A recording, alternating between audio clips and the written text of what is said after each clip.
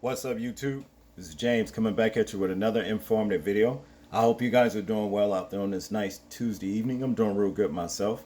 I come across this particular story right here, and it's a situation in the story that dates back all the way to the Garden of Eden itself. Okay, you know the old mama baby's daddy's maybe. Okay, yeah, it's one of those situations. And in this particular one, though, it had dire consequences. Man reportedly dies from heart attack after son's DNA test comes back negative. All right.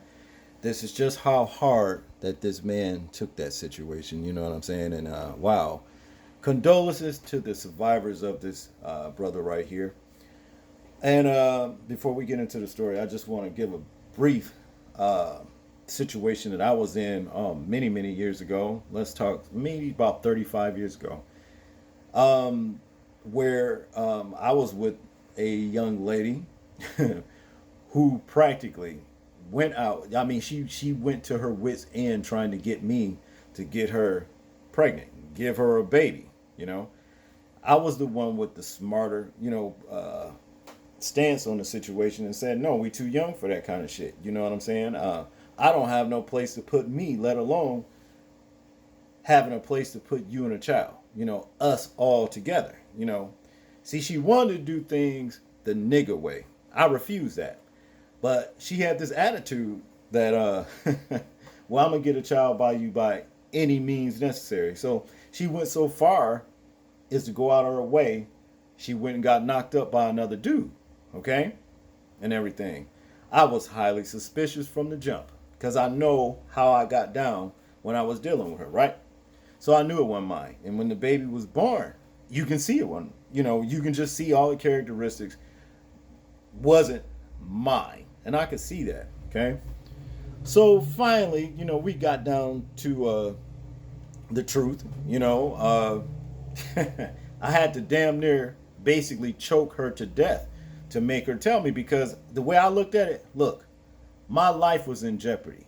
Okay, I'm up here 16, 17 years old.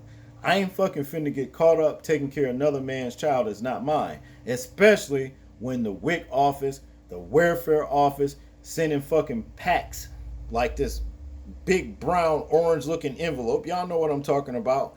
To me with these fucking, I don't know, 2 or 3 inches thick with all these papers and questionnaires and all that. No, It was time to get that shit off of me.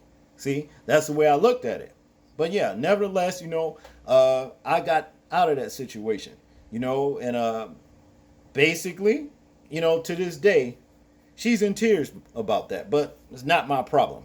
She's been interfering here and there, but yeah, it's one of these situations right here that a young man has to watch himself and be careful with because you got a lot of low life ass, devious, deceptive, conniving ass women out there that do little shit like this. It's just so happened that this man right here lost his life behind it.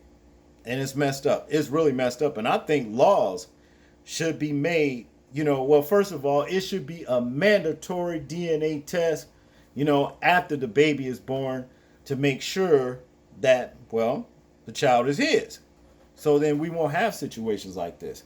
And also, if a woman is caught deceiving a man, especially after he is, took care of the child, put money into the child 2 and 3 and 4 years later or whatever, especially when the child, even if he's grown, that woman should be brung up on charges and made to pay him back every fucking red cent that he put into that child simply because it wasn't right for her to do that. And she knowingly and intentionally misled him.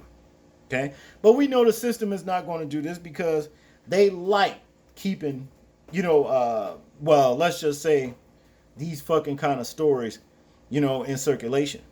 They do, But yeah, I had to vindicate my own self and I didn't let it get, a year or 2 years, 3 years. And I believe, shit, I was out of that shit by at least 2 or 3 months.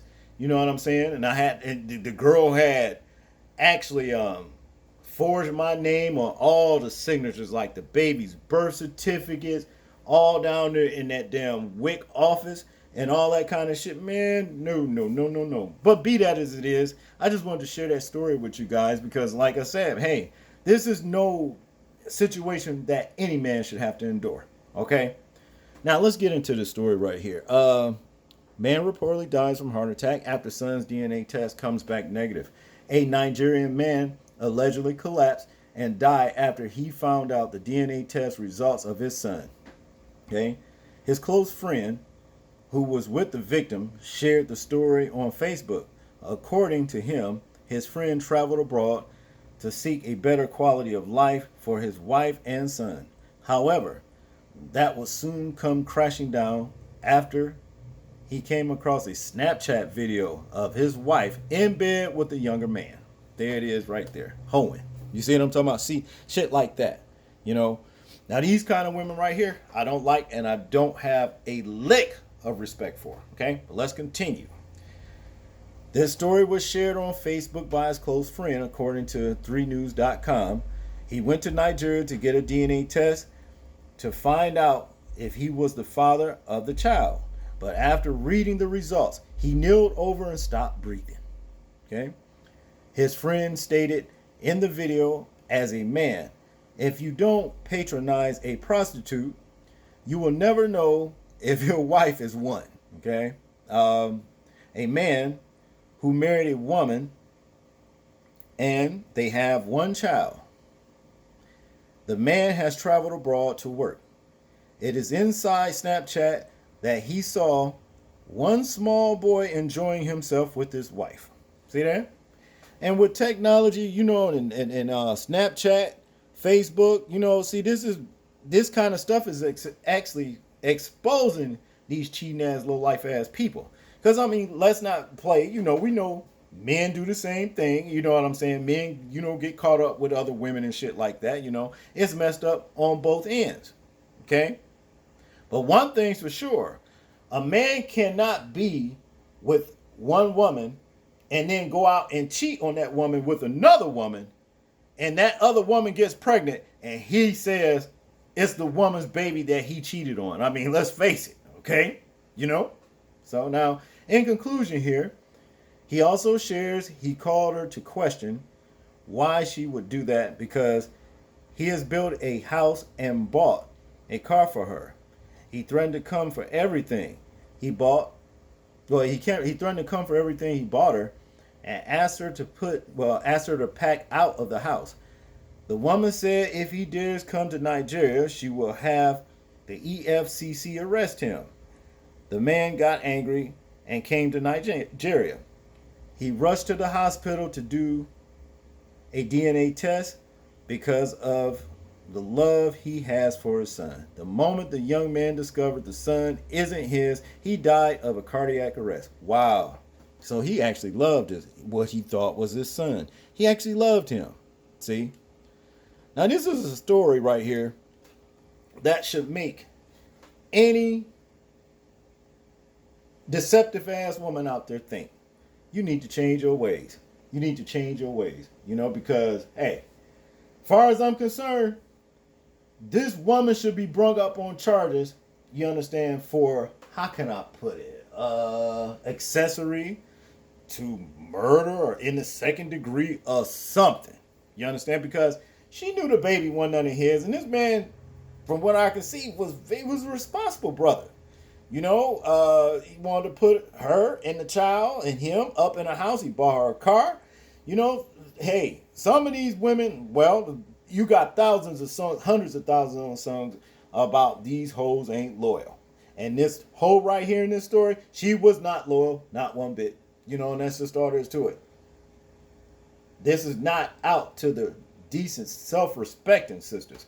You know, that situations like this is far beneath them, and they wouldn't do this to a brother. But for them hoes out there, well, you know what? You get what you get. You know, some women ain't worth standing for. And this is one in this story. Y'all tell me what y'all think about this story right here. I'm interested in hearing your thoughts, views, and opinions on it. Like, comment, share, and subscribe. People, please remember to live your life as though we are being watched. Simply because we are. This is James, and I'm out. Peace.